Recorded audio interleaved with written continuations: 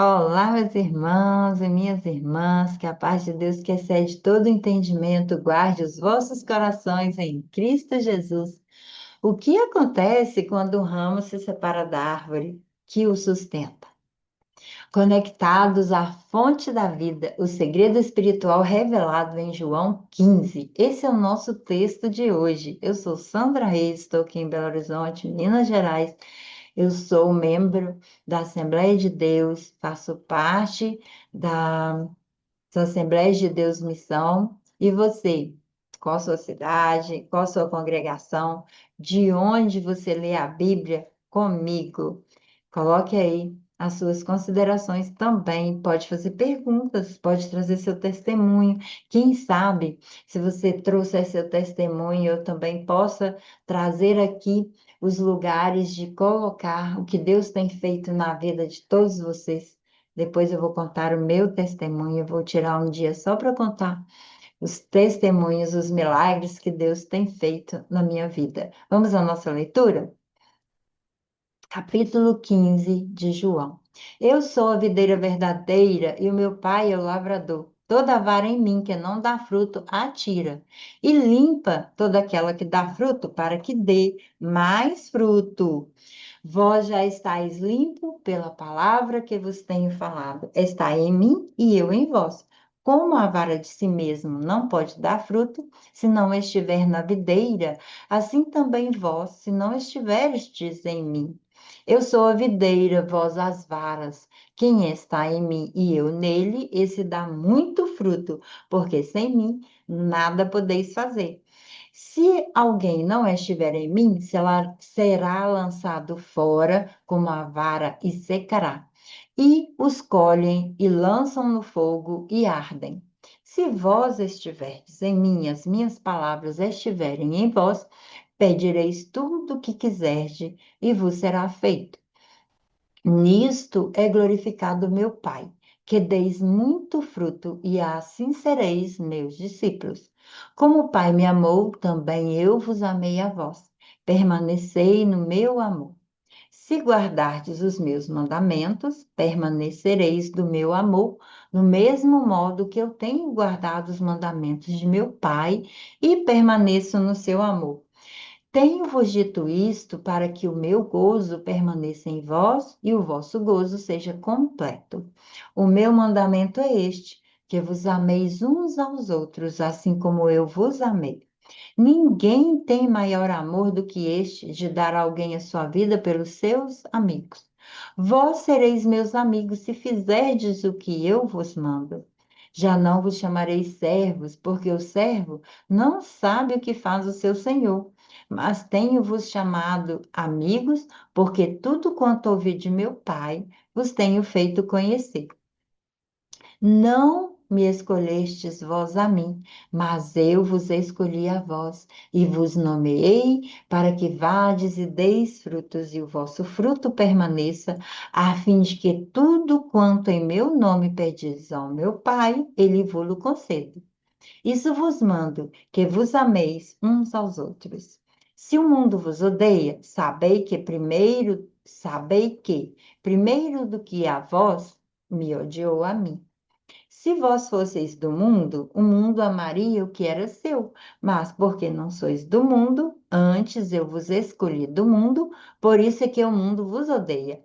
Lembrai-vos da palavra que vos disse: não é o servo maior do que o seu senhor. Se a mim me perseguiram, também vos perseguirão a vós. Se guardarem a minha palavra, também guardarão a vossa. Mas tudo isso vos farão por causa do meu nome, porque não conhecem aquele que me enviou. Se eu não viera nem lhes houvera falado, não teriam pecado, mas agora não tem desculpa do seu pecado. Aquele que me odeia, odeia também a meu Pai.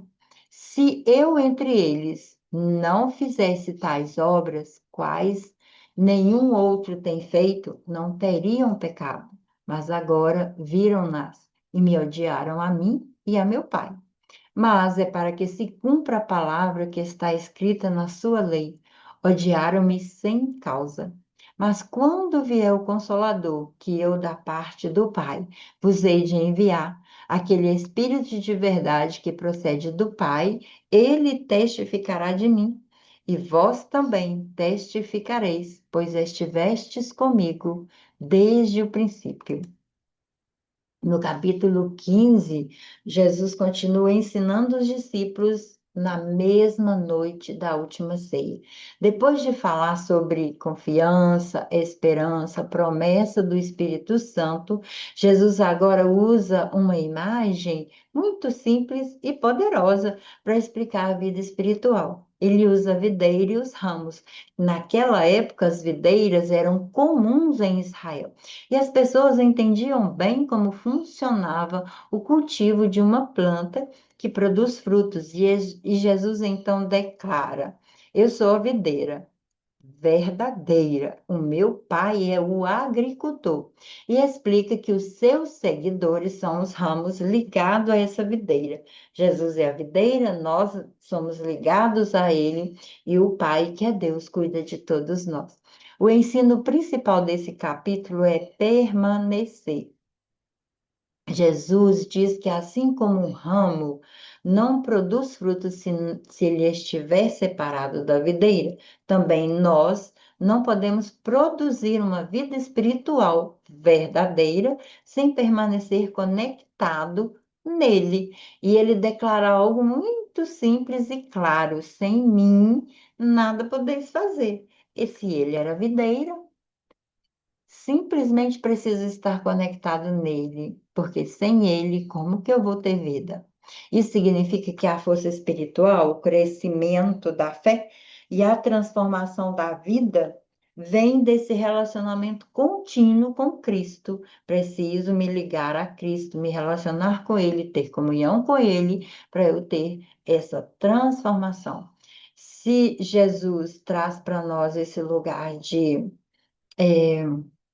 a expressividade de ensinos, usando tudo que é nosso do dia a dia, tudo que era daquela vida, da parte dos judeus que eles viam todos os dias e conheciam, também podemos olhar para a nossa vida hoje e pegar tudo que existe aqui no nosso mundo, para nós também entendermos tudo que é de uma vida cristã. Jesus usa a vida de um agricultor.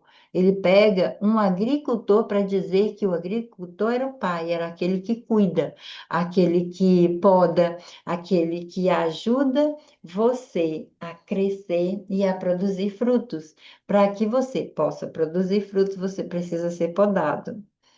E essa poda representa momentos de correção, de aprendizado, de crescimento de vida espiritual, que é quando Deus faz a poda e nos ensina a crescer, a amadurecer. Os frutos que Jesus menciona não são resultados externos, são características de uma vida em transformação. O amor, a fé, a obediência, o impacto positivo na vida das pessoas é o cultivo diário do fruto do Espírito. Em um outro momento importante do capítulo, Jesus reforça do que já havia dito anteriormente. O meu mandamento é este, ele disse antes, e ele torna a repetir: que vos ameis uns aos outros, assim como eu vos amei. E aqui vemos que permanecer em Cristo também se manifesta na forma como tratamos as outras pessoas. O amor verdadeiro não é apenas um sentimento, mas é uma atitude de cuidado, de serviço, de compaixão com o outro.